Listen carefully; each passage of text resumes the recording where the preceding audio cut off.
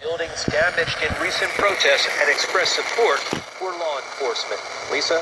On a new poll shows a tightening race in one battleground state, with Joe Biden holding a 4-point lead now in Pennsylvania. The Monmouth University poll finding support for Biden slipping among men, voters under age 50, and voters in key swing counties. Also just in, a big fundraising haul for Biden, more than $364 million in August. That includes money raised by the Democratic National Committee, and it's more than double what Biden raised in July.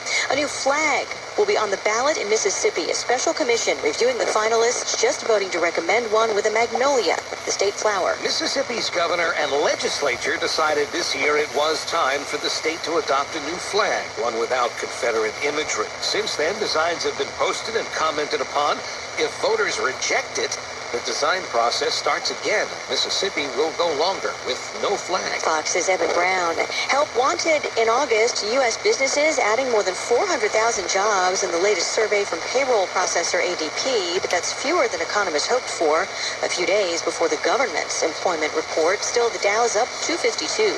America is listening to Fox News. When you're stressed, you just don't feel like yourself.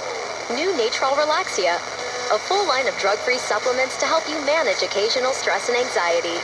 A special blend of herbals keeps you feeling calm and balanced throughout the day. Because when there's less stress, there's more you. Try new Natrol Relaxia. Learn more at relaxiamood.com. These statements have not been evaluated by the Food and Drug Administration. This product is not intended to diagnose, treat, cure, or prevent any disease.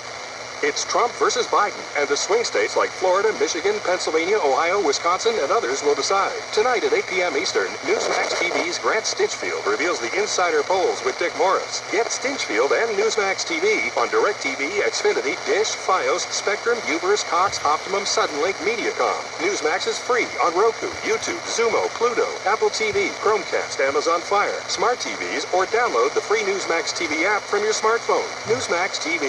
Watch it today.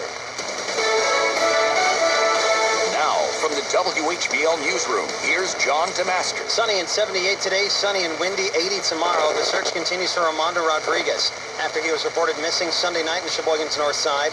The 68-year-old has Alzheimer's, and the Sheboygan County Sheriff's Department says they believe he's in the Milwaukee area. Rodriguez last seen on Hunters Glen Drive, and deputies have been searching for him ever since. There are 8 people in Sheboygan County that are hospitalized right now after testing positive for COVID-19. Department of Health says there were 14 new cases added yesterday, and with the 15 cases that recovered, puts us at 107 active cases right now. The state saw a jump in new numbers yesterday. After fewer than 4,000 tests reported on Monday with 266 new cases of coronavirus, there were more than 10,000 coronavirus tests reported Tuesday.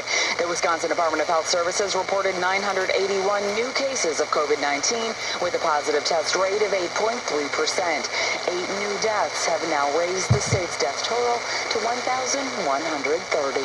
I'm Morgan McCarthy. The president visiting Kenosha, Wisconsin yesterday, holding a roundtable discussion with law enforcement and community leaders after the city saw week-long protests because of an officer that shot Jacob Blake in the back at least 7 times. The president says the structural change that residents in Kenosha want is safety in their town. People are calling for structural change, and then you could take the people of Kenosha that aren't here and that you won't see and that aren't protesting, but they want change also. They want to see law and order. The sheriff saying about 200 people have been arrested in connection with those violent protests.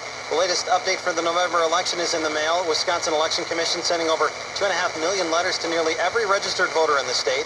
The letter explains the options for voting in November. The commission says people can vote in person or through the mail or with an absentee ballot at the polls. The letter explains how to do all three. Here's Pete with your Fox 11 forecast. Today, sunny, high near 78. Tonight, mostly clear, low 58. Tomorrow, mostly sunny and windy, high near 80. On Friday, sunny, high near 75.